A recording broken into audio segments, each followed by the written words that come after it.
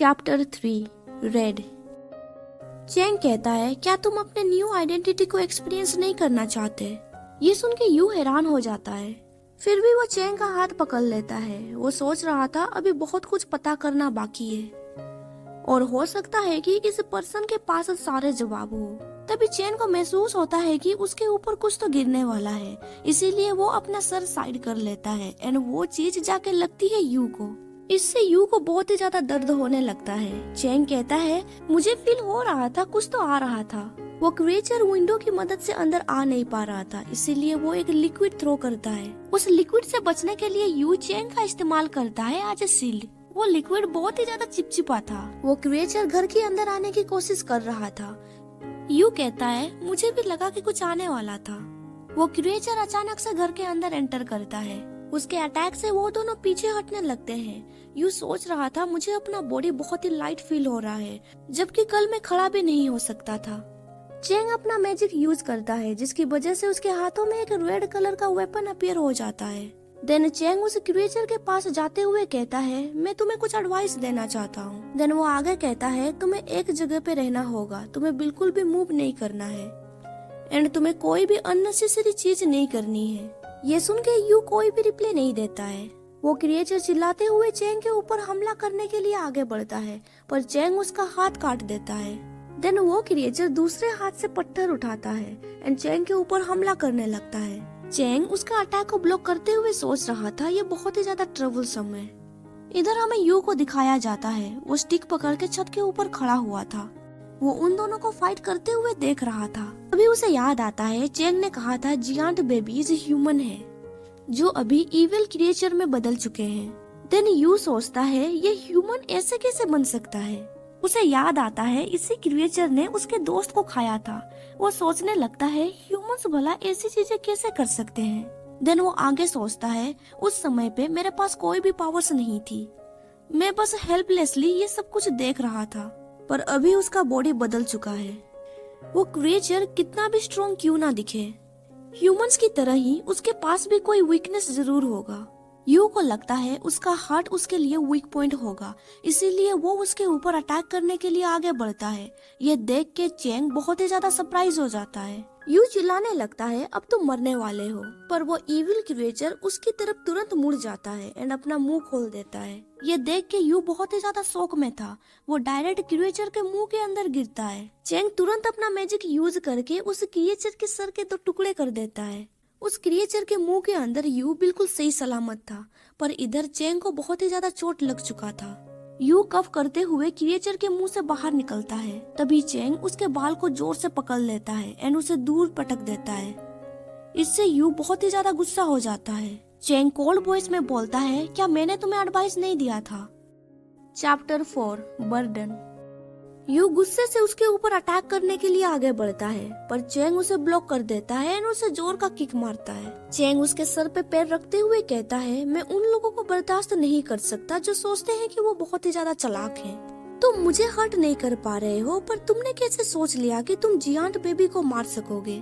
ये सुन के यू बहुत ही ज्यादा शौक में पड़ जाता है। वो चैंग का पैर खींच लेता है एंड उसके गले पे ग्लास का टुकड़ा रखते हुए कहता है, इसके अलावा तुम्हें और क्या पता है? तुम शुरू से ही मुझे फंसाने की कोशिश कर रहे थे ना, एंड तुमने मुझे धमकाया था कि मुझे चबा लिया जाता एंड मेरा कुछ भी नहीं बचता। देन तुमने मुझे कहा कि मैं अब एक ऑर्डिनरी पर्सन नहीं रहा एंड रेड स्नो की वजह से मैं अपने मेमोरीज नहीं खोऊंगा। तुम जो कुछ भी कह रहे थे मुझे कुछ भी समझ नहीं आ रहा था। देन यू चिल्लाते हुए कहता है, तुम्हें क्यों लगता है कि हम दोनों बहुत क्लोज हैं? ये सुन के चैंग कोई भी रिप्लाई नहीं देता है। वो सोचने लगता है, हाँ ये सब कुछ उसके लिए काफी ज्यादा होगा।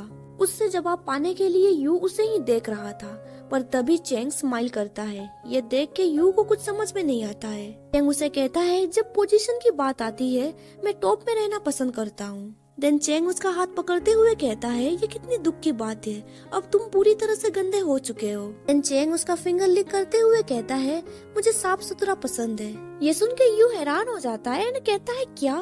तभी कोई उन दोनों को बोलता है, क्या तुम दोनों प्यार के लिए झगड़ा कर रहे हो? चैंग उसे पूछता है, अब तक तुमने कितने लोगों को खाया है? ये सुन के यू हैरान हो जाता है और वो सोचने लगता है, क्या ये वही जॉइंट बेबी है जिसे हम लोगों ने अभी अभी देखा? वो जाइंट बेबी अभी एक बच्चे के रूप में था। वो बच्चा बोलता है, मुझे इसके बारे में ठीक से याद नहीं है।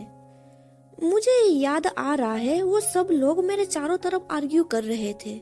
इसके बाद सीन शिफ्ट होता है। हमें ग्लास के अंदर 2 टर्टल दिखाए जाते हैं। आंट चिल्लाते हुए कह रही थी, तुम्हारी सिस्टर ने उसे पैदा किया है, इसीलिए तुम्हें उसे पालना होगा। अंकल चिल्लाते हुए कहता है, आखिर तुम्हारा मतलब क्या है? क्या होगा अगर मैं उसे नहीं पालूंगा तो? आंट कहती है, उसके पास कोई भी मर्द नहीं है, सारे डिसअपियर हो चुके हैं, अब कोर्स तुम्हें उन्हें पालना होगा। अंकल चिल्लाते हुए कहता है, तुम ऐसा कैसे कह सकती हो? तुम्हें पता है ना वो शादीशुदा नहीं है। इसके बाद हमें उस फैमिली को दिखाया जाता है जो इस चीज को लेके झगड़ा कर रहे थे। जिस बच्चे ने हाथ में डोल पकड़ा हुआ था वो बाद में इविल बेबी में बदल जाता है एंड वो इन सब चीजों के बारे में चेंग एंड यू को बता रहा था। वो बच्चा कहता है, मुझे याद आ रहा है वो लोग अगेन आर्ग्यू कर रहे थे। उस बच्चे को लेके पूरा फैमिली झगड़ा कर रहा था। अंकल आंटी की बेटी बोलती है, मॉम डैड आप दोनों आर्ग्यू करना बंद कीजिए, आप उसे आंट के घर में क्यों नहीं छोड़ देते? उनका बेटा बोलता है, हाँ आप मुझे मेरा कमरा वापस दीजिए। उनके डैड चिल्लाते हुए बोलते हैं, क्या तुम दोनों रूम के अंदर जाके आर्ग्यू नहीं कर सकते? सुन के उनकी मॉम गुस्से से बोलती है, तुम उनके ऊपर क्यों चिल्ला रहे हो? उन्होंने जो भी कहा इसमें गलत किया है। अगर तुम हमें सुनना नहीं चाहते हो तो तुम उस बच्चे को लेकर यहाँ से चले जाओ। ये सुन के उनके डैड गुस्से से चेयर को थ्रो करते हुए बोलता है, तुम किसे जाने के लिए कह रही हो? उस चेयर की वजह से टर्टल को जिन ग्लास में रखा गया था वो टूट जाता है। इविल बच्चा बोलता है, उस समय पे मैं पुप्पू को बचाना चाहता हूँ। यहाँ पे पुप्पू उस टर्टल का नाम था।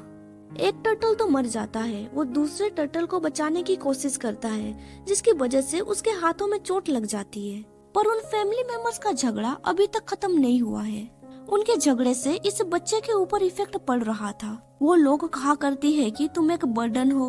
वो लोग इस बच्चे को रहने के लिए दे रहे थे ताकि उनका रेपुटेशन खराब ना हो, पर सच तो ये है कि कोई भी उसके साथ रहना नहीं चाहता है। उसके डैड ने उसे छोड़ दिया है एंड उसकी मोम भी मर चुकी है। उस बच्चे को लेके अंकल एंड आंट बहुत ही ज्यादा झगड़ा करते रहते हैं। वो बच्चा सोचने लगता है, हाँ वो सही कह रहे हैं, मुझे यहाँ से डिसअपियर हो जाना चाहिए। ये सब कुछ सोच के वो बच्चा इविल बेबी में बदल जाता है। देन वो बच्चा आगे कहता है, शायद मैंने अंकल आंटी को खा दिया, मेरी बड़ी दीदी एंड मेरा छोटा भाई, शायद मैंने भी उन्हें खा लिया है। देन सीन प्रेजेंट में शिफ्ट होता है। इविल बच्चा बोलता है, एनीवे वो लोग अब शांत हो गए हैं। ये सब कुछ सुन के यू भी हैरान हो जाता है। उसे भी अपने बचपन के बारे में याद आता है।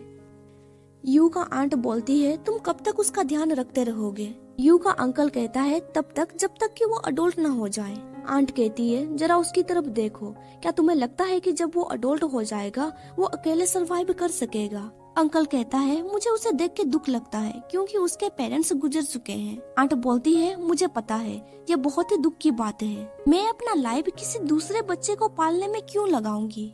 जब हम बूढ़े हो जाएंगे तो वो हमारी देखभाल भी नहीं कर पाएगा, और उन पैरों के साथ तो बिल्कुल भी नहीं। इसके बाद सीन प्रेजेंट में शिफ्ट होता है। वो इविल बच्चा कहता है, क्या तुम दोनों मेरे लिए एक फेवर कर सकते हो? ये सुन के वो दोनों हैरान हो जाते हैं।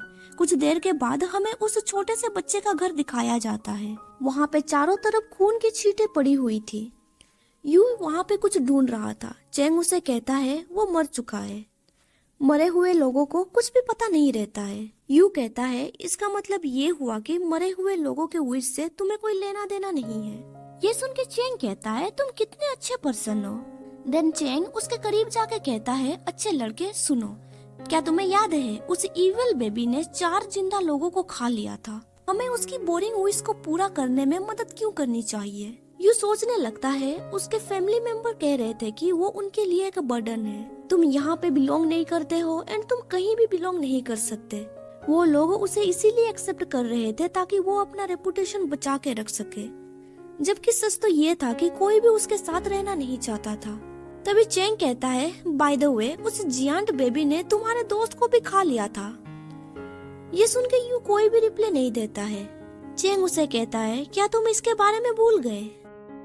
ये सुन के यू इरिटेट होके कहता है, क्या तुम मुझसे फाइट करना चाहते हो? तभी चेंग कहता है, मुझे मिल गया। यू कहता है, वो कहाँ पे है?